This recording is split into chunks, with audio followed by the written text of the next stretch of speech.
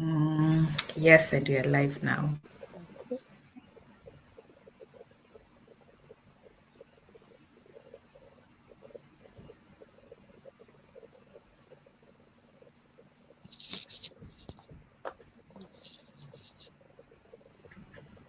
Okay. Hello, everyone. No one has joined yet. Mm, So, yeah, as we wait, I thought of doing a sort of a quick fire just as we wait for a few people to join in. okay. A few questions. I think the first question I want to ask you is what's your favorite English food? That's hard to choose. Yeah. Shepherd's pie. Uh-huh. I like rice pudding Okay. and not so much apple crumble, but there's a way my cousin used to do it with pineapple. So pineapple crumble. Mm-hmm. Mm, Oh, hey, that's interesting. I think the mm. only thing I like is breakfast. It ends at Breakfast. breakfast, yeah. And and maybe fish and chips, just Oh yeah, fish. fish But and chips. then it Uh-huh. depends on what fish. Yeah. If you get the fresh cod, the one that's just fresh, that's Uh-huh. good. Once you've eaten that, you can't eat any other fish and chips. Oh, I think I've eaten too much tilapia, so this fish and chips, I find it so bulky. Like Mm. it's just so. But for me, breakfast and it ends there. And it ends there. These other pies, they don't make sense to me. Okay. Mm. But maybe we get used to it. Then name three lakes in Kenya. Oh, Lake Victoria, the Of course. um, Lake Bogoria. I'm hoping that's a lake. I still Uh-huh. remember my GCSE. Lake Naivasha. Oh, That's Lake Naivasha. Oh, you've done well. yeah. I'm thinking Lake Turkana as well. Oh, yeah. Yeah. And Lake Baringo. There is Lake Mm-hmm. Baringo. Oh, Yeah. Nakuru. Lake Nakuru is Exactly, pretty. Nakuru. Yeah, Yeah, Lake yeah. Nakuru. Yeah, that one too. And I think it ends there for me, Lake Nakuru. Is But I there think was a couple of lakes in is there Rift one Valley. called Bogoria? Yeah, I There's, think there's Lake there's a Lake Bogoria for Bogoria. sure. Mm. Yeah, for sure in Rift Valley somewhere. Oh, there's one Hmm. that divides Tanzania and Kenya Is it? along Lamu. Oh, it's not Lake Victoria. No. This is Oh, another one that the okay. Germans divided. Half was German, half was British. Okay, that I one. only remember that because I saw it on Twitter another day. I had no idea No, what year, but that one. I just know that Victoria goes to Kenya, Uganda, Tanzania, and that's it. And then night shift or day shift, and give me a reason why. definitely day shift. Day One, shift, I'm yeah. not built Why? for night. I like my sleep. Mm-hmm. Yeah, I can't Yeah. do night. It makes me sick. Day shift, I'd rather, yeah. I'm a day Yeah. person, not night. Mm. You know what? I used to also think like I used to prefer night shift because night shift things are slow, life is slow. But with Mm-hmm. time, I realized the weeks when I'm doing night shift, I'm not a human being. You're I'm not. a zombie Yeah, walking. it takes a you toll know? on your body. Yeah, like you do Yeah, 3 night shifts, and on your day off, you're sick you for can't all do of them. nothing. You're sick. Exactly. Yeah, That's yeah. the one. So for me, I also prefer day shift right now, Mhm. but I used to prefer night shift at some point. Winter or summer? Ooh, autumn. It's not in the choice. Autumn. I'm one of those that crosses out the question and write my own Yeah, question. yeah. Autumn. Oh, Okay. If it comes mhm. down to, To winter or summer, yeah. I guess winter Mm-hmm. because I like cozying up and that's the time when I have all the comfort food. Tomato soup. I love tomato soup. Ah. Summer, it's too hot. It's Mm-hmm. even though they try and tell you, oh, but you're from Africa, the heat is no, it's not the Mm. same, you know. It's And not the then same, even if yeah. you open the windows, there is no breeze. And Mm-hmm. that's the time when all the crazies come out, the loud music on the whatever, the cars, and it's a Yes. winter. Yes, and during like doing night shifts in summer is torture because you can't sleep during the day. And that's when The the heat, NHS heaters are the on. heat cannot allow you to sleep. And when you are at work, like our uniforms, the way Hmm. the material is heavy, Yeah. and you can there is no option. You have to Hmm. put on the uniform. Hmm. So I think also I'll do winter because winter is you know if you put on warm clothes you're warm, but summer Exactly. there's nothing you can do about the heat. No. You shower, you come out, it's Mm-hmm. still too hot. Yep. You can't sleep, you can't do nothing. You go out, the sun is so hot. Yeah. Yeah. Ah, okay, so I'm seeing a couple of people have joined the live. Mm. So we can go straight to it. Good evening, good afternoon, good morning from wherever you're watching from. This is our live with Shamim Onyango, and today we wanted to talk about racism, our experiences with racism. So a bit of background: I've been in the UK for more than 2 years now, just 2 years, but Shamim has been here for almost 20 years. Yeah, Yep. 20 years. I think So it's I 20. guess Yeah. we Mm, are coming from different points of view when mm, it comes to racism and our experiences. And Shamim, apart from being a nurse, she's also an author. She has written the book, The Extreme Sport of Nursing While Black. And that's why I thought she's the best person to have this discussion with, have this conversation with, because there's something she saw for her to write that book. And she's also writing another book, The Accidental Nurse, that I am waiting to read. mm. Oh, noted. Yeah. Yes, so thank you so much, Shamim, for taking the time to join me and have this conversation. And for me, what inspired this conversation is because I get a lot of messages. Like I get so many messages across all the platforms. Like, Mm-hmm. and one of the biggest concern for most of the nurses who are in the process of coming to the UK or going to the US, Mm-hmm. or nurses who have that desire, like they're still in school and they're thinking maybe when I finish school I want to work abroad. Mm-hmm. Is there racism? That is like one of the if I could do a poll, that would top the Mm-hmm. questions that I normally get in my DM. Like, is there racism? And for a period of time, I used to think that does not concern me. That doesn't bother me. So I would just go ahead and tell them, no, it's not there. It's not much. You can't feel it and things like that. But I've had a bit of reflection and I've realized maybe there is more to this conversation. Mm-hmm. So, just to start us off, I'll start by asking you, Shamim, like for you in your experience in your life, what was your first encounter with racism that you remember, or what was that first experience that made you think, oh, this could be racism? Racism. Yeah. It's interesting because having had that question, I now had to reflect what racism was, Yeah. and also there is this I've forgotten his name, but he's one of he's a footballer who's just written a book about racism, and but he grew up in the Caribbean, and he was saying that Yeah. when he came here and started his footballing career at 17, and were throwing all the racist stuff at him, it didn't bother him because he didn't grow up in the UK. So he was like, well, I've come from the Caribbean, I come from a good family, I'm already whole, so these people are ignorant. And I thought that's exactly how we think. And you're not wrong when you say that it didn't affect you. It's true. When I also came the first time, it didn't affect me because I'd not experienced it. When you look back, you'd say, yes, we did experience racism in Kenya. Because if you ask me that, I would say my first experience of racism was in Kisumu, which you wouldn't call racism if you looked at it, but Yeah. it's when you went to a shop, especially an Asian shop, and you gave them money and they'd throw back the change at you.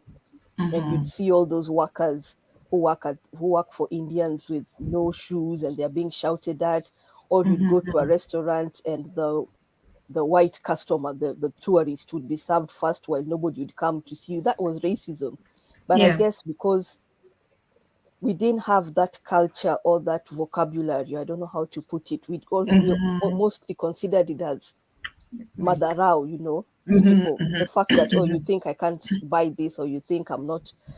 So, but if I look back at it, that was the first time. But when I can say that I considered something racist was later after I'd been in the UK for a while. It wasn't even the first time when I came. When I came, I met this was a South Asian man at the Civic Center in Hillingdon. And now when I look back, he was really racist, telling me, oh, there is no place for you here, and maybe you can go and cook my chapatis and all that. And but to me, I was like, what's wrong with this man? Huh? Yeah. Must be something wrong with him. It did not click to me that that was racism. Yeah. I guess maybe because we see racism as maybe from a white person and they maybe call you Yeah. nigger or black something. But it's Yeah. the tiny things that you don't realize. Then later, as time goes by and it piles on, then you realize actually this is racist. Like when somebody tells you, or like when we're talking about summer, and Mm-hmm. somebody comes, I've had this in the office, somebody comes and tells you, oh, Sham, you must be used to this because it's hot in Africa, isn't it? And Yeah. you're like, no, the heat here and the heat back home is completely different. And why would you think I'm used to this just because I'm from, or Yeah. they'd say, I remember when I was going back with the kids in October 2019, and somebody would say, oh, that's okay, that's fine. But why do you want actually, it's our neighbor who said that we've been here, we've lived next to her for almost 15 years. But the first thing she said was, why do you want to go to Kenya? People don't wear clothes there. People don't wear clothes. And the Mm-hmm. kids, the classmates would tell them, oh, I know if you open your mud hut door, there'll be lions and giraffes and everything. Oh, And I'm thinking, wow. So yeah, ignorance. yeah. So So I think you've talked about awareness because sometimes we experience racism without knowing we're experiencing racism. exactly. Mm, And for me, let me call myself a fresher in the UK, someone who's just come recently. For the longest time, I used to have that mentality of that footballer you mentioned. Like, mm, I keep telling myself, I know where my home is. So even if it gets bad, I can as well pack my bags and go back home. But mhm, I've started thinking about it more intensely. And I started thinking, mm, if I don't have any kids, um, if I decide to go back to Kenya, I'm not going to go back now. I may go back mm, maybe 10, 20 years from now. mhm, So in those 10, 20 years, I would have given birth to children. They are going to grow up in this country.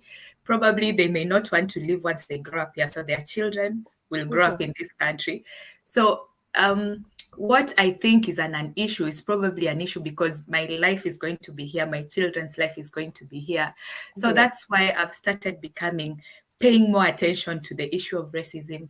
Mhm, And like you said, we don't encounter it directly. Like people will tell you, you black person or what not. Although exactly. we Go have back home. Go back where you've come from. the No. Mm, occasional dementia patients who will say exactly. it as it is, but we don't take it personally because they are sick.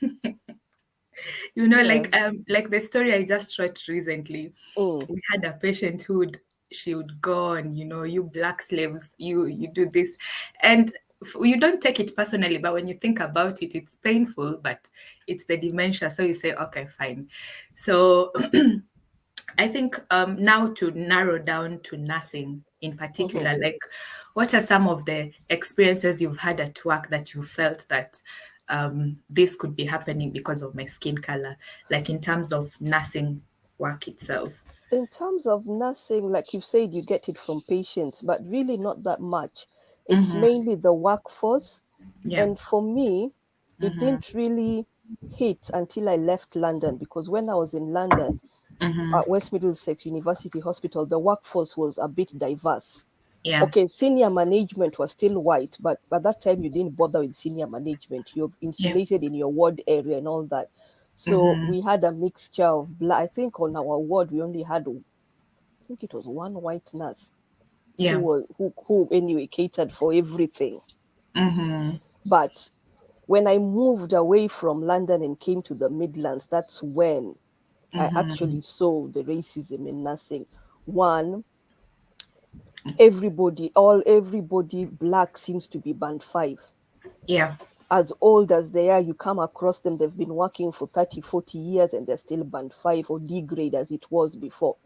We went to D before the banding came. Yeah. And the lack of time, you see how people you're treated differently. Other the your white colleagues have time to go for courses and progress up the career, but when it comes to the black nurses, there's never time. You're always told you're short staffed, or there's no time for you to do this, or you're always told about, oh, you need to protect your PIN number. Yeah. Your PIN, yeah, if you do this, your PIN, it's like it's hanging over you always as a Yeah. black person. You're always Mm-hmm. reminded of your PIN number, which you Yeah. don't see when it comes to your white colleagues. Mm, Mhm. And then when it comes to like disciplinary action, yeah. anything small, it's always the blackness that's being blamed. Mm? Even Mm, when you can prove that it wasn't you, but you're always the first point yeah. of call for anything that has gone wrong. Or you must have been on shift, or you did this. So the burden of proof is always on you. You're always on guard. You always Yeah. have to do things, triple check your stuff. You always Mm, have to. It's kind of like you're on heightened alert all the time. mm. So yeah. So I'd say the farther you are away from, even though I'm seeing a lot of London people complaining now, but I As think well. it's Yeah. it's it's worse. The farther from London you are, the worse the Yeah. racism is. Yeah. Yeah, because I think things have changed a bit in that more and more immigrants are coming to work in the UK. Because, like right now, if you look at the ratios, even Mm-hmm, from the matrons, you find a few black matrons, you find Filipino matrons, you find Indian matrons, and it goes down until it comes to, the ward level. mm-hmm. And I think because of the more the number, there's no option, but some people have to get promoted. Yeah. For me, I think it never really occurred to me, but I noticed something in the shift patterns. Mm-hmm. Like if you come for a night shift, the other day I was joking. If you come for a night shift, you can think you're in Africa because there's a time you from the duty sister, to who is Exactly. to everyone, you just notice there's a pattern. So you realize some people don't do certain shifts. Mm, And like we said, night shifts and night shifts, personally, nowadays I hate night shifts, mm. especially when winter comes and it gets really cold Depressing. Yeah. and you're just wishing you're home in bed. So I realized like certain shifts, and then you see weekend shifts, day shifts, you see a certain number of people are there, but for night shifts, Exactly. it's only certain people. Yeah. And talking about even the incidents and the disciplinary action, like Mm-hmm, there's an incident that happened in my ward, and if you look at everyone involved, you just see a pattern as well. mm. And even if you go to NMC and see the people who have, Exactly. On the so fitness to practice, it's yeah, the fitness to names just practice. tell you that these are not white people. Yeah, so Mm, there are those things that are there that we can't ignore. Like for the longest time, I told myself, these things don't affect me, but I realized they're here and we can't ignore we them. You can't have ignore to, them. Yeah. um, you know, be aware about them. I think Mm-hmm, awareness is the word, yeah. and this is something that's why I thought about having this conversation right now. Like, Mm, in as much as things are changing, but they are slowly changing. Because if you've been here for 20 years, I've been here for 2 years, but we are mm-hmm. still seeing the same things, then Exactly. it means the changes. It's the saying where they say things Hmm. change but everything still remains the same. And then I remember what, Yeah, and you'd think that maybe it's just maybe within an organization, but yeah, then because I did my father nurse training here, and I hmm, remember when we're in uni. yeah, So the first instance you go in, you have the adult nurses, the children, and the mental health. So you're all in hmm, the lecture hall. And I remember adult nursing, we were like maybe a 40-60 mix of black and white. hmm, Mental health nurses were all black. yeah, Pediatric nurses were all white, save for the occasional half mixed race Caribbean. hmm, hmm, So I asked, and one of my fellow students told me, "Oh, you don't know, in the UK they don't like black people being children nurses because the parents don't like black people handling their children." So you see, the hmm, universities are already enabling this behavior because yeah, they're already recruiting a certain demographic to go and work in a certain area. So hmm, they are part of the problem as well, because why would you okay, universities are businesses, they want yeah, their students to go and be employed somewhere so that their grading is up, so they yeah, recruit that demographic that they know will go. They've already divided it into race, that mental health is everybody black, because we know that all that they say the blacks are strong and aggressive and are able to deal with people who have mental health problems. And incidentally, most of those who are admitted into mental health hospitals are black. Yeah. Yeah. So because of that, they're strong. Exactly. Yeah. So the system already Yeah. enables this. The system has already divided you into class, into race and class already. Mm. And actually, that's true because even right now, if I see mental health nurses, apart from the few who come to normally assess the patients, when they're doing that MDT where they come and Yeah. assess the patients, Mm. like the ones who come to stay with the patient to do one to one, they're all Mm-hmm. black. Like They're the all ones black. I've seen on the ward. In fact, recently we've been having a lot of mental health patients who have been sectioned and all these aggressive patients. The mental health nurses who come down, they're all black. I've never Yep. seen another, Mm-hmm. race. So the patterns are there. And I think um, it's clever that there's that trap of money, They say Mm. night shifts pay more. So you tell yourself, oh, And I of course, came as here to Africans, work. because we have to send money Yeah, everywhere, black I tax. came here Yeah. to So work. you're like, yeah, I'll do Yeah, the or night shift. Mm. or they'll be telling you, come and cover this shift, bank, you're going to get money. So you start thinking, oh, money, let me go. But then with time, you realize there's more to life than money. It's not just Exactly. money Yeah. every And time. before that as well, because I guess like you're saying, you're 2 years in, but before that, Yeah. before they started doing the rotation of night shifts and long days, there used to be what were called permanent night staff. They Yeah. started phasing them out in 2009, 10. And if you looked at the demographic of the permanent night staff, there were Yeah. mainly black nurses as well. Because of childcare issues and that, they Yeah, preferred to true. do night. Yeah. So you never got a lot of white people doing nights. You'll get a lot of white nurses doing set days. You'll find a lot of white nurses doing term time, where they only work during school when the school is on, and when then they're off during school holidays. But you'll Yeah. never find a black person who's been given that sort of shift where you only work term time.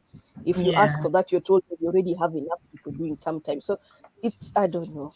I hope it's going to change. Yeah. Yeah, I think hope is all we have. We keep hoping Mm, that things are going to get better. But even as we hope, what can we do as nurses? And especially in terms of speaking up, because when you come from Kenya or Africa and you're new mhm. in the country, you have a lot of fear.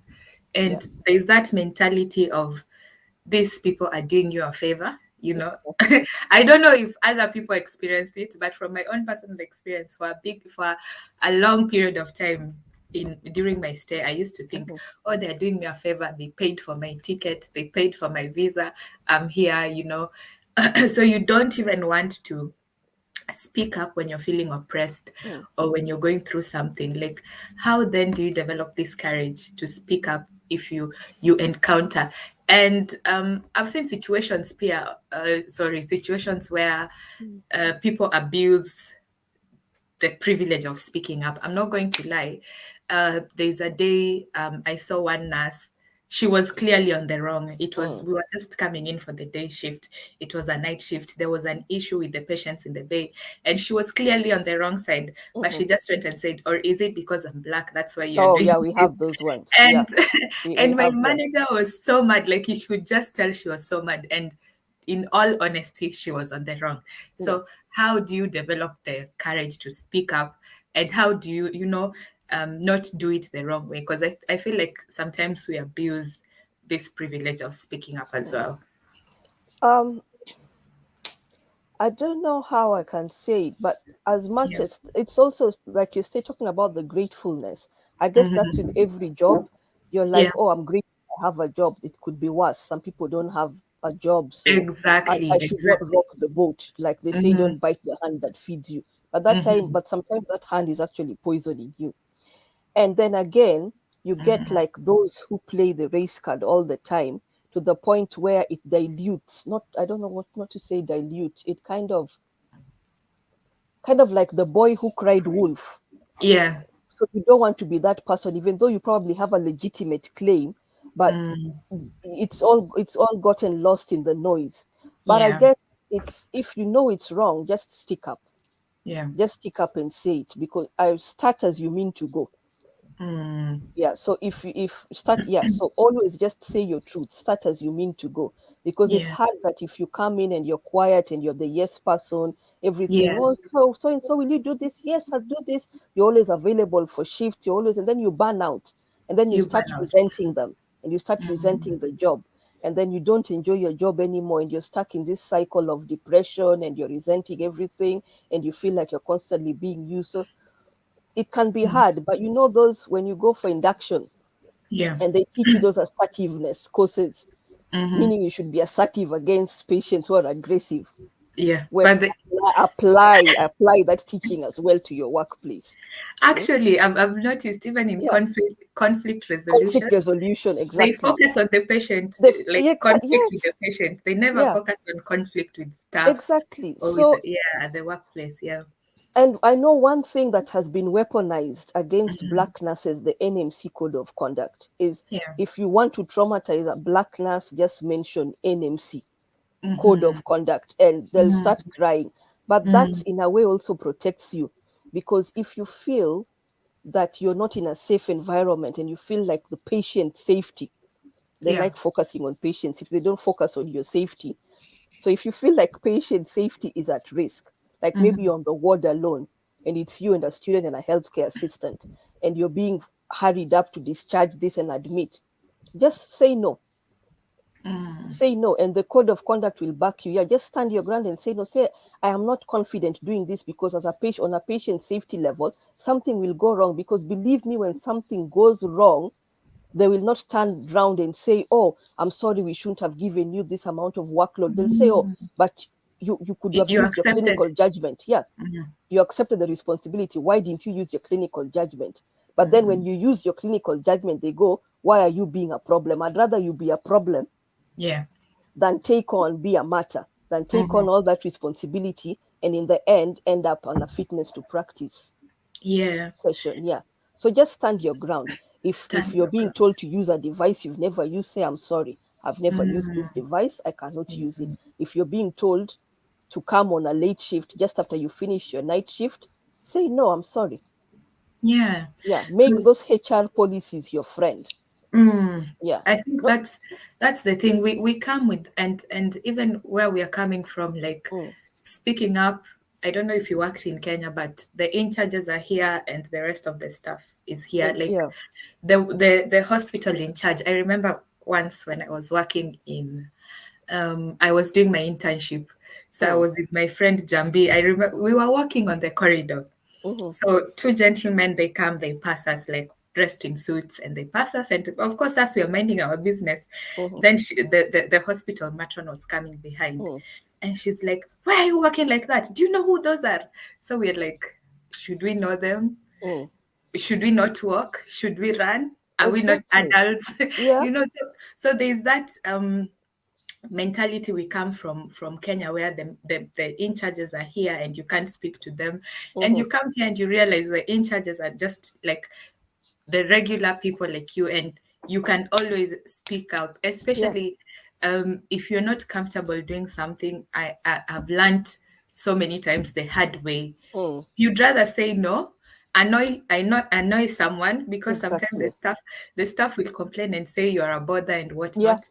But when something happens, it is you. It will Exactly. be on You and you. your PIN number, and You they'll and be your talking pin about you forever and ever. Yeah. you and your Mm. PIN number, exactly. So sometimes when you're not comfortable, I think the best thing is just to speak up, like you said. Just find that courage. There's a Mm-hmm. quote I like. I've even pinned it on the wall there. It says, "Stand before the people you fear and speak your mind, even if your Exactly. voice shakes." Like that Yep. is something I read it every morning, because so many times at work, you meet doctors, you meet other nurses who are telling you to do these things, Mm-hmm. you've never done them, and then they blame you, but you'd rather stand your ground, because when it comes Exactly. to it, it will be your pin. Like they say, they Yeah. always dangle that They all pin. exactly. It's like a noose around your neck. It's always just dangled. Yeah, Your yeah, pin, your your pin, pin, your your pin, pin, and you're thinking it's your pin. Yeah. yeah. I remember a doctor once told, well, it was a lawyer actually. He'd come onto the ward, there'd been an incident, and he was like, you know what? There's a difference between doctors and nurses. When Yeah. a doctor is reported for something, all doctors will crowd round and protect the doctor. But when a nurse is reported for something, you'll Yeah. always find a nurse who will say, "That's a very stupid nurse. They shouldn't have done that. I Yeah. should. They should have done A, B, and C." You'll never find a nurse sticking up for a fellow nurse, and you'll never find a doctor talking about another doctor. They'll always say, "Oh, that's I cannot comment on what happened because I wasn't there." But you'll Yeah. always find a nurse saying, "Oh, that was a stupid nurse. They shouldn't have done A, B, and C. They should have done this, their PIN number and all that." So yeah. So Oh, just stand up for yourself. Don't think there's yeah. anybody there who's going to have your back. Yeah, so Yeah. like, and especially when it comes to shifts, sometimes Mm-hmm. you go, you find your two nurses, you have all these patients, they still want admissions. Like you said, just say no. They are going to be angry, but if you say no, they won't bring the patient. If you Exactly. refuse to take the patient, they're going to be angry. But this is someone you don't know. They're going to go home, you're going to go home. So if you just get out of that mentality of trying to please people, Mm. and at the same time, like no one is doing you a favor. Like, because I think that's another thing that African nurses we come with. We feel like we're being done for a favor by Yeah. being here. They rooted us from poverty and brought us here, so we No. need to be this way because of that. Mm-mm. You are working and you deserve to be paid, so it's Exactly. not a You're favor. providing a service. Yeah. Yeah, Yeah. yeah. You're So providing labor. yeah, and Mm. while we're at this now, are there like resources or organizations that nurses can rely on, like, when you're in a situation where you feel like you're experiencing discrimination or racism, and you want help Mm. and you don't know who to start with. And even as we get to this, I realized, um like you say, there's that lack of support amongst nurses. Mm-hmm. Like, people are always there just to talk, but when it Yeah. comes down to the tangible help, no one Nobody's is there. going to Yeah. advise you. No one is going Mm-hmm. to give you this advice. Even nurses you work with on the ward who you find there. That's the So time you know. yeah, that's the time like you're Mm. literally on your own. And these same people will keep telling you you're the only one who has your back. You Exactly. have to protect yourself. So Mm-hmm. are there other resources or organizations that nurses can rely on when they feel they need During during my well now there's a brilliant organization, the Equality for Black Nurses, which was help? formed by Naomi Bennett after she'd gone through some racism and decided that, you know what, black nurses need help. But Yeah, historically, they've only been, they tell you join a union. So yeah, that's either the RCN or Unison. yeah. I have never had any joy with those unions. Okay, you find that there are places where it depends, one, on the area you are in, and two, who the union reps are. But you tend to find that the union reps are mainly white, and you're the white colleagues. So it may be somebody from ICU or Yeah. somebody from AMU. And they tend to side, especially RCN. I am sorry, but RCN has a problem. They always tend to side with the hospital. It's like Yeah. those public defenders who tell you take the deal. They do the bare minimum, take the deal. Yeah. Yeah. So you're better off. It's expensive, but sometimes I think you're better off either defending yourself. One, never write the statement. Never ever write the statement, because if you're writing a statement, why are you writing the statement? What are you admitting? Yeah. Yeah. It's for them to prove that you have Yeah. done something wrong, not for you to prove that you have not done anything wrong. If they're Yeah. accusing you that you've done something wrong, let them prove it. Yeah. Yeah. So before they pressure you into writing a statement, do not write that statement, because as usual, you'll go, I'm sorry, this and that Yeah. happened and this. And once you're apologizing, what are you apologizing for? It means you did something. You And they did are some. always going to catch you on that. They say, but you said sorry. Your statement said this, your statement say that. So no. So if they tell you you've done this, I say, okay, fine. You let me know what it is. Yeah. Yeah. Hmm? Yeah. Tell me where we need to meet if you're going to the NMC. But yeah, but do not write that statement, especially when you're under pressure. Take time out and think. And Equality for Nurses is a good place. If you can look them up online, you can contact them and they'll talk you through. They're winning a lot of cases, Yeah. because as black nurses, we are the NMC itself. mm, did its own research, and you find that a lot of black people are referred to the NMC by the employers. Yeah. The white colleagues are normally referred to by the members of the public.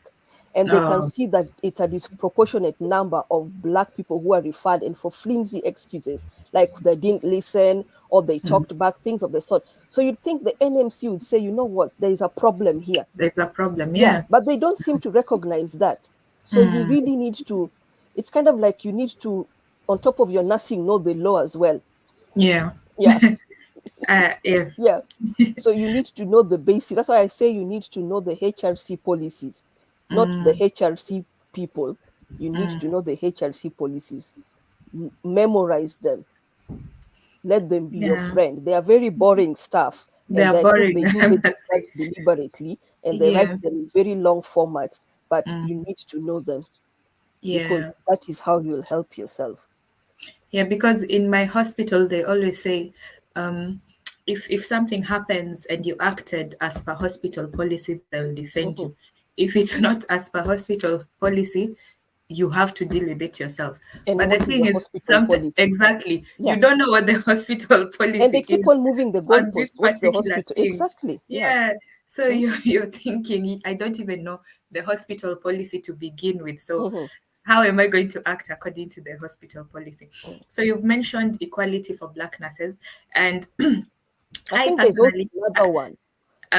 yeah, There's another organization. There's equality, and I think there's an, I can't for the life of me remember it. I know equality because I know Naomi a bit, yeah, but there's another. There is quite. I think there's two or three now that are dedicated to helping Black nurses. Maybe at yeah. the end, maybe I can, if I find them, I can send them to you, and you can put them Yeah, online. definitely. But yeah. Yeah, because I'm a member of RCN, and I think when you're filling in the membership, they will even ask you, are you joining because you're afraid something is going to happen and you need defense? And to be honest, that's why we are joining the union. Because Because that's I what think, you're told. You're told yeah, you, yeah, you're yeah, told your pain is at risk. You need to be. is at They risk. kind of So use join a the scare union. tactic for you to Yeah. join the union. They don't tell you that the union should can help you progress in your career, or is a good place for you to get knowledge, and that it's always you're Yeah. scared into joining the union. They use Yeah. scare tactics about your PIN number. If anything ever happens, you'll need a union rep. Is that what the union is for only? Yeah, because RCN, they normally send their newsletter. Hmm. For the longest time I was just throwing them away, but I started reading them and I Yeah. realized they have a lot of resources. Exactly. They Their have a mail, kid they share library. information about, yeah, library, career Yeah. progress.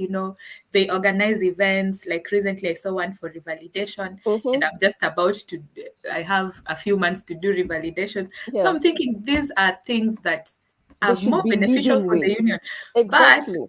they advertise the union as protection. So you Mm-hmm. ignore everything else. If you see their email, you're not even going to open it. Exactly.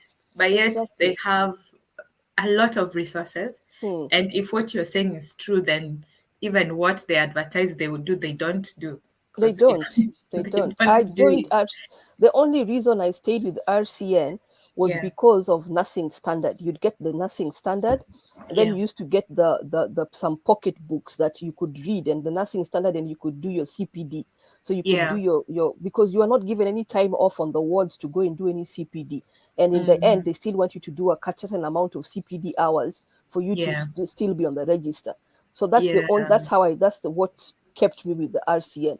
But because of the union side, no. Excuse me. Then another thing that I wonder about is this BM, I hate that word, BAME, the acronym, the oh, Black and Asian, bam, yeah, Remo, the bam, networks in hospitals. yeah, As much as they are there, I wonder what it is they do, because if at all they're of any help, why yeah, is racism? Why are Black nurses still going through what they're going through? Why yeah, aren't they progressing career wise? Why aren't they flourishing?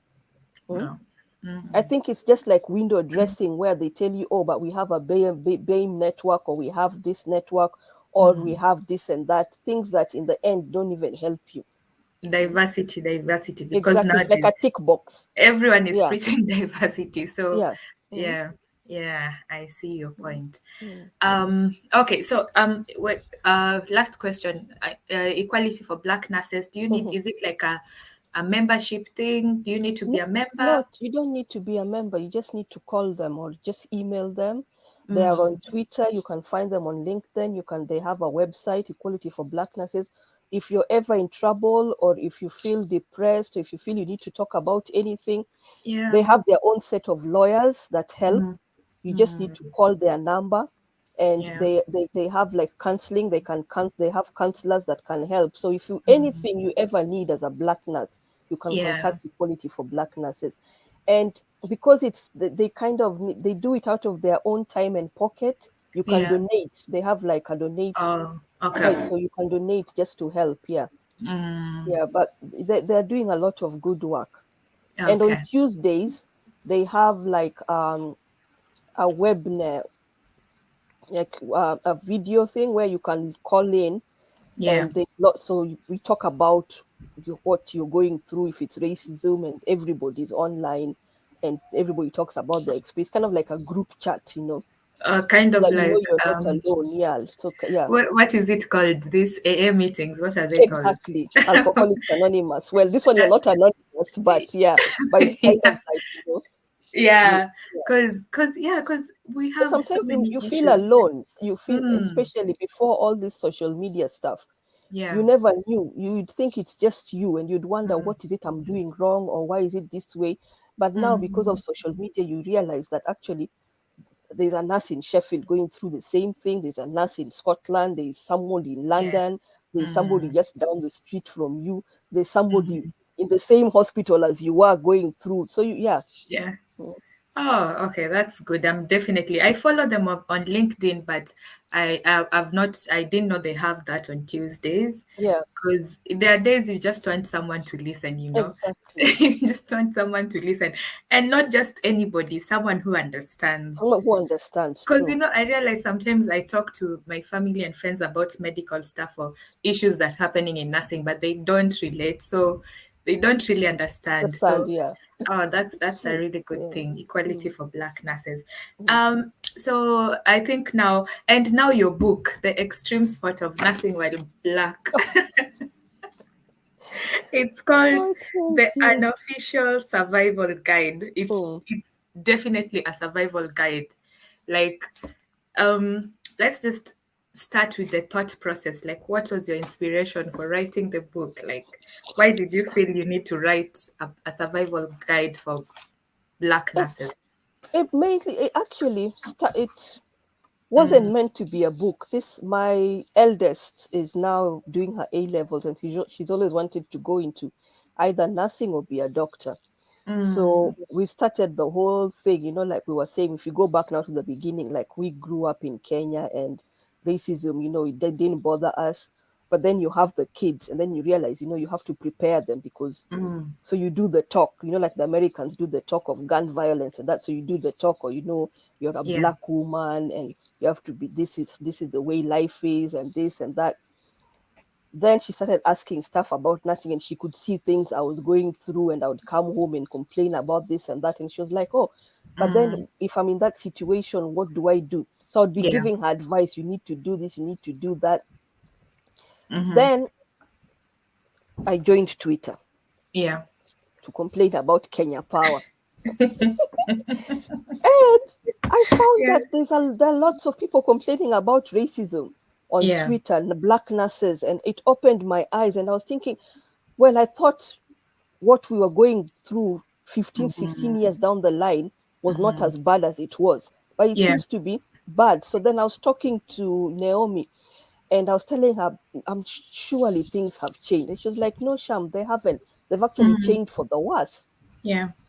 So I thought, well, I got help from what we call like the underground black streets. When you come onto a ward and Yeah. you're told, that you have these black nurses on the ward that come and tell you, you Yeah. know, as a black person, I'm going to tell you this ward is A, B, and C. Look out for Mm, this person. Look out for this person. This ward mm. manager is this way. This man. Yeah.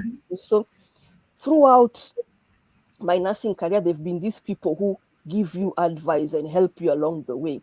Yeah. It's not like a formal thing. It's like an underground movement that protects you, tries Yeah. and tell, because they've been through it, so they try and tell you, not there, there's a pothole there, the traffic light there, don't do this. If you're working with so and so, make sure you do A, B, and C. If you're doing this, so I thought I might as well put it down maybe as a book so that I can pass on the things that I've learned through Yeah. experience and those that I've been told to help other people.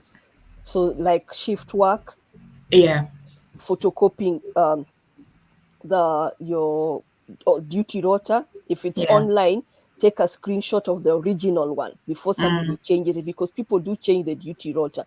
Yeah. And then you come onto the ward and the skill mix. You can go on the ward and that day you're the only one who's IV trained, Yeah. and you And have to do the oh, IV. You have to do that has IVs for happened. the whole base from bay 1 to 5, Yeah. on top of doing your own work. So you see such things. And then if anything goes wrong, the ward manager will say, oh, but so and so was booked on that shift. I did the skill mix. So it's Yeah. good to have the duty rotor to know that that's not what happened. Somebody along the whatever changed shift with their friends because they wanted Yeah. to go on a night out, or they were going to Ibiza or something. And then the HRC policies I was talking about, Yeah. you need to know that stuff. It is boring, but you need to know that You need stuff. to. Yeah. So I thought I'd put it in a book to help people. It's not going to end racism, Yeah. but It's it's not. going to help you navigate your workplace and probably also help you thrive in the workplace as well. Yeah. Yeah. And So you I like that it's the three chapters, before you get the job, mhm, what you do when you are in the job, yeah, and what you do as when you're part of the team. So I because think you it's a know really how it good, is with our yeah, names. They see yeah, a black name and it takes you almost 100 and something applications for you to even get your foot through the door. Yeah, yeah. yeah. Mm, So yeah, so I think and like you're saying, some areas are like this, some areas are like this. mm, So I'd rather you go to an area where you can cope, especially in this era of mental health. We have so many issues that are affecting our mental health exactly. that you'd rather not walk into fire knowing you're walking into fire. Yes. So I think it's good, Mm, to research about a certain workplace if you want to go work mhm, in a different hospital, and it's all in the guide. Yeah. So we still have a few minutes. At this point, I want to appreciate everyone who is watching. I can see Maureen is saying hi, Gertrude, hi, guest. Sarah Jambi is following, Nekesa, Jane, Michael, and I thank you all for tuning in. And we're going to have a short Q&A before we finish, but mhm, something else that I forgot to mention, like apart from being nurses, we are also residents of the mhm, UK. Our families are here, our life mhm, is here, and at some point, you're going to want to use the services. And I read your post on your experience as a patient when you're giving birth, mhm, and that post scared scared the hell out of me. mhm. Like, I was like, oh my god, so what am I going to do when the time comes for me? Maybe quickly touch on your experience as being a patient now, just apart from nursing. So it was actually a shock being on the other Yeah. side as a Yeah. patient, Yeah. because you'd want first of all think that because you're part of the health system, you'd be treated differently. And Yeah. you've heard of patients complain about A, B, and C, but you never thought that as a fellow health worker, Yeah. it would happen to you. But believe me, racism is even worse on the other end Yeah. when you're a patient. So, like I said, when I was giving birth, I went through a lot of racism, and it's not just from white colleagues; it's from South Asian colleagues, it's from African Caribbean colleagues. So, like this saying, I says, not all skin folk are kinfolk. Okay. Oh, that's a good, Yeah. good. So Yeah. don't think that if they look like you, that they're going to be on the same page as you. Yeah. Yeah. So it's really opened my eyes. And of course, when it's the NHS and you're a patient and you work for the NHS, you're Yeah. like, I don't want to complain about my employer. Mm? I mean, at the end of the day, I work for the NHS. So you try and brush it under. So my husband used to get really annoyed. It's like we need to complain of if like I when I had my daughter, Yeah. the call bell they'd switch it off. I'd had a cesarean. Nobody came in to check on me. It was during the weekend. I did not see anybody. I had to change the bed sheets myself because I'm a nurse. I know how to change the bed sheets. So Yeah. I'd put the blood bit at the end, and then, so interchange the bed sheets. Yeah. They were supposed to give me milk, apparently milk in the hospital, but no, they told me I have to bring in my own powdered milk and a sterilizer. So Yeah. because I didn't know, I thought that was the policy. So yeah, we brought our own until Monday when the matron came in. She was a white lady, and she came into the room and she saw me changing the bed. And she's like, "What? Why are you doing this?" And I was like, "Nobody's come from the time I was admitted. Nobody has come to my room. I keep on calling, nothing. My daughter was premature Yeah. and she was on a temperature regulating court. You'd think they'd pay more attention, nothing. And the nurses that were on the weekend were not white nurses. Yeah. These were a mixture of black agency nurses and South Asian. Yeah. Mm. And it's not the first time. So I've experienced racism as a patient from people who look like me, from Yeah. South Asians, from white nurses and white doctors. So yeah, so you need to kind of also advocate for yourself. It takes it's hard, I know, but it's kind of like you're constantly fighting as a black person. Because now that you mentioned it, then I realized, because I also noticed this pattern in my workplace. When we Mm, get black patients, they're more stubborn and we'd be talking like that stubborn patient. exactly, the And now problematic patient. the Yeah. problematic patient who is Hmm. always demanding this. And Yeah. I'm starting to realize maybe that is a coping mechanism, because if you don't demand, You don't this get is it. not going to happen. Yeah. Exactly. And like you say, racism comes from all around. Some people Mm, who treat you badly. And even in Kenya, even in our country, when you go in the yeah. airport or you go in a hotel, the way they treat a white person would be different Exactly. from the way they treat you. Treat So you uh, I don't know. It's something that is so ingrained racial deep trauma. seated. Like It comes. Yeah. it's deep. If if you look Yeah, at the hierarchy of how the colonialists put it, there was the white man, yeah, then the yeah, Asian, and then the black yeah, person was at the bottom, and that has stayed yeah, that way in their mentality. yeah. You even see that in Mm, most hospitals, when they say they've employed people from minority ethnic, they mean the South Asians. yeah. Yeah, not the Mm, black people. They mean the South Asians. The black people are still at the bottom. yeah, So we still have a lot of work and a lot of fighting to do. That's why I was yeah, saying that I've started looking for black GPs and celebrating where black GPs are, because they yeah. are few and far between. Mm, They are very few and far between, and they understand us as black people. The yeah, Asians still have that hierarchy where you as a black person don't matter. So you're yeah. still having to fight. So yes, you all may live in an area that's classified as deprived. They may be your GP, they're Asian, Yeah, and they provide all these um, look after all these other languages, and everything is translated into all other languages under the sun. But you find yeah, that the care you get is still different. And when you're in the office and you're talking to your other colleagues, and yeah, you realize that your white colleagues, the way they talk about their GPs and their GP services, is not the same service you're getting as a black person, because for them, they can just email their GP service, they can just call at any time, they can yeah, pop in when they're going on their way from work. For you, it takes you about 3 weeks to even yeah, be seen. The receptionist is already hostile even before they even know why you're calling. It's like a default mechanism, they're already hostile. Hmm? yeah, yeah. So being a patient is, and yeah, there's that thing where you feel that I am a nurse, I work here, Mm, so I'll probably be treated, with mm. that. These are my colleagues. It doesn't work that way. No, it It doesn't. doesn't work that way. It doesn't work that way. You still have to advocate and fight. And they'll always tell you, oh, but you do know data protection. We can't tell you this and you can't do that. And you're like, and you well, or you're a nurse, you shouldn't be asking. Then sometimes we tend to feel like we are protective over the NHS. So Yeah, you may be sick, and that's what happened to me for since when I had my surgery, and for yeah, years I was in pain, but I yeah, would just take my ibuprofen and paracetamol, not because I was doing well, but because I didn't want to burden the NHS. You see all those posters that say, "Oh, don't burden the NHS," use Yeah. 111 or go to the pharmacist and blah. Yeah.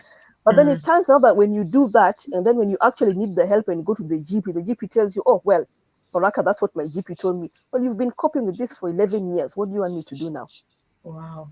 Why are you Instead, here? What do you want me to do? And you're yeah. thinking, wow, I've been Mhm. trying to protect, as a Yeah. fellow healthcare worker, I've been thinking maybe Mhm. I can, for now, for me to come to you, it's gotten Yeah. to a point where the Yeah, you need to paracetamol and know that. ibuprofen, yeah, I need Yeah. your GMC number. I Mm. used to tell them that, even on the wards, I'll tell the doctors, it's not that I can't do what it is you're doing. If you just give Mm. me your GMC number, it's just because my NMC pin doesn't cover me to do it. But if you give Yeah. me your GMC number, believe me, I wouldn't bother you. Mm. So my GP said, "Why are you here?" Mm. And I'm like, I've come because I'm not coping anymore. The pain is getting worse. And it's like, well, we don't have a record of you ever coming in. You've been coping with it for 11 years. So what do you want me to do? What do So you I want me had to to do now? fight. Yeah. I had to fight to get the care. Mm. Mm. Oh, so that is something else you need to watch out for, especially if you're intending to come to the UK. Exactly. Maureen is saying, true talk, the BAME patients seem demanding because they They come come with their antennas up. exactly. That's true. Yeah. That's true. You come with Because your they've been used antennas to up. fight. For them to have gotten Yeah. where they are, they've had to Mm, fight. Yeah. mm. So they're always on, just like you're on guard when you're nursing, you have Yeah. to triple check everything. The Everything. patients are also the same. They're also on guard and have to record and double check everything because other than that, they get shortchanged. They don't get the pain meds that they need to. Yeah. Yeah.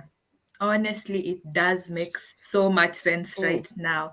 So, anyone, if there are any questions, you can start just typing them out and we'll share them as we go along. So, uh, what are your, last words as we wait for any questions? Like, what would you advise nurses who are intending to, like, right now the Kenya UK program is happening, and Hmm. so many nurses in Kenya are trying to come to the UK, Yeah. and they're doing all these things, and everyone is so excited. Hmm. Like, what would you tell this group of people who want to come and work in the UK?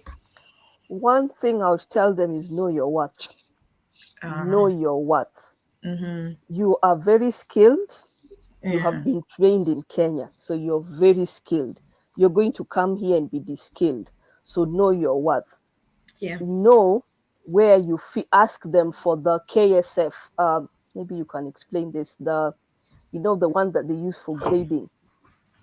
What's the KSF?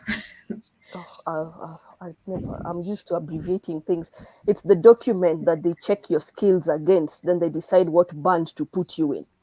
So Oh, know okay. your worth. So Mm, always ask, and you have to be pushy. If you don't ask, don't assume that they will tell you or they will give you what it is you need. You always have to constantly push.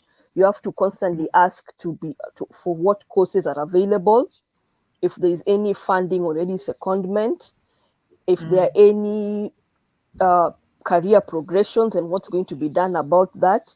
You also need yeah. to have your personal development review with your manager and Mm, look at your skills and compare yeah. them to that document of skills. Don't Mm, come here like you've been maybe a matron or you've been working at a higher position in Kenya and then come here and let them put you at a band 5. No, know your worth and ask for that higher banding. Say, you know what? I am skilled. I know how to do this, this, and that. According to the KSF document, this is where I need to be. So you have to be very assertive. Don't feel that you're grateful that because you've come here, they've no. given you a job or whatever. No, no, no, no, no, You no, know, no. you know what I It's not realized? United Nations. Yeah, You're that's not that's doing it for free. actually, and if you don't say, they won't tell you. They don't. Because I came with other nurses from West Africa, and Mm, even band 5, there's band 5, then there's band 5.5, then there's band 6. So I exactly. realized these nurses, they're band 5.5. Yeah. Why? Because they negotiated. They said I have 9 years experience in Yes, nursing, yes. so there's no way I'm coming to be in the basic level. And Exactly. no one told me And that now information. just Yeah, know that there's a shortage of nurses everywhere in the world. So you're yeah, a very valuable commodity. yeah. So negotiate.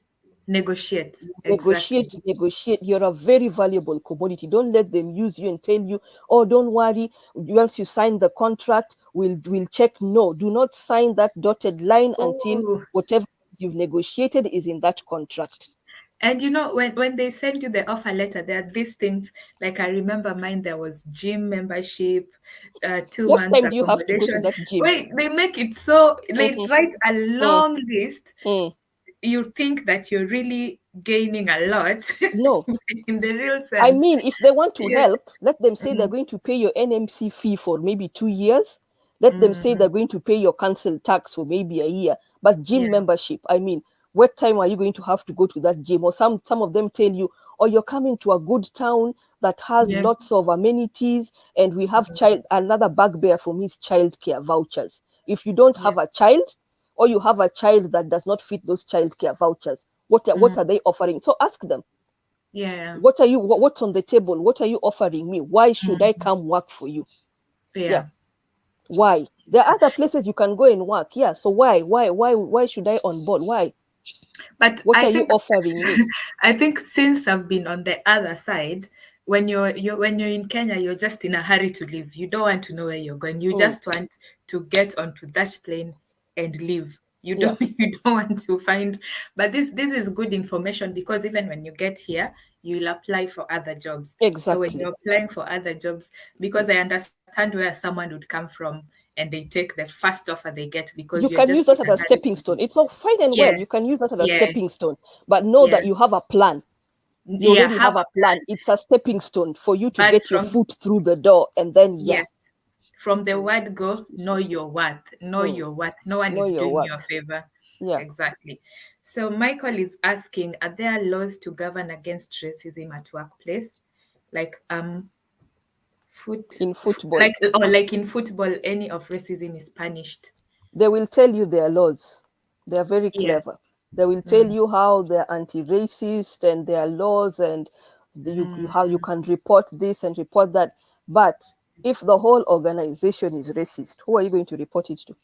mm. Mm, Yeah. yeah. Yeah, because So you just have to build your case. Yeah, I know the departments for diversity and inclusion and exactly. Yeah. such Most of things. them, I their know. hands are tied, because Yeah. if those departments, if at all they had any Mhm. power whatsoever, there would Yeah. not be this amount of complaints. Yeah. So you're just going to, yes, by all means report. Use the because they will ask. It's like when you go to report, when you go to court, and they Yeah. ask you, did you report the crime to the police? Huh? Yeah. Do you have a Mm, police report? Yeah. So there are laws that are there that you mm, can report what's happened, but they know how to twist it. So what I always say is that if you're going to report it, mhm. don't do it verbally. Always have a trail. Yeah. So send an email Mhm. or a letter Mm, detailing what your grievances are. mm, Scan that letter and email it as well. So you have mm. an email record and you have a paper trail, because Yeah. amnesia is very common. Yeah. Yeah. They'll always Selective tell you, amnesia. I didn't Yeah. get it, or we Mm, don't know, nobody reported it or anything. Yeah. And you always have to follow up. And at the mm, end of the day, move. If it's not working for you, just mhm, look for somewhere else. mm, Yeah. mm. And you'll always know those places because they always have a high turnover of staff. And it's always the Yeah. black staff who are always leaving. Living. People don't stay there for a year or two or something. No, Yeah. they're always hiring. And you know what? It's expensive on your end as an individual, because when you're moving to a new town, you have to start again finding a house, finding this, Hmm. this. It's expensive both in terms of It is. money and Yeah. time.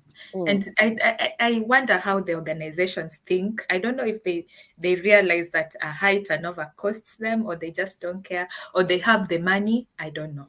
No, they don't care because it's mainly management, and at the end of the day, Uh, it's taxpayers' money, isn't it? They are oh still yeah, getting yeah. their 100K a year. Mm? Mm, Yeah. mm, If it was a private healthcare hospital, they would care. That's why you don't see this amount of problems in the private end mm, than in the NHS. And another thing, yeah. that a place where they take huge advantage of black nurses is nursing home. I would Mm, advise anybody. I know sometimes you cannot work anywhere else except a nursing home. But if I was to advise any black nurses, please, please, please, Yeah. please, please, look for a hospital as opposed to a nursing home. As opposed to a You nursing have home. more protection Yeah. in the hospital than in a nursing home. Yeah. Oh, then Maureen is saying, what advice can our speaker offer to Kenyan nurses preparing for English tests required to come work here? Apparently, I According to heard the there is. NMC, you don't need an English test. Is it? According No. to the NMC, so long as you come from an English-speaking country and you did your exam in English, you do not need an English test. But then I think you have to prove your no. Look According at to the NMC. because Look at the NMC website, Recruitment of International Nurses. So long as you yeah. come from an English-speaking country and you did your exam in English, you do not need an English test. Okay, that's very new information. Because from what I know, from the time I came to right now, like NMC requires you have to upload the IELTS IELTS, yeah, they've certificate changed it now. as Hang on. part. Yeah, I think they've changed No. it. You have to upload it as part of proof, and then there is another route I heard about. You have to go through this organization that you. Emmanuel, Kenya is an English-speaking country. I know Kiswahili is our national language. Emmanuel says Kenya is not an Isn't an English-speaking language. Oh, bless. I know. I know. so, Mm. but I think I don't know. Maybe that is something to be clarified because NMC, as for now, as per the requirement, you have to upload your IELTS before the registration, Hang if I'm on. not wrong. Yeah. Hang on. Let me go to the NMC. And In the meantime, any other questions as we wrap up? Because it was meant to be just 1 hour. Yeah, we've finished the hour. yeah, we'll post all of this, but I'm sure the NMC international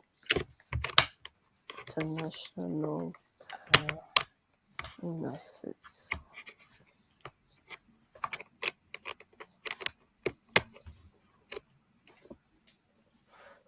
There. Change to English language requirements. Well, that was a proposal. Oh.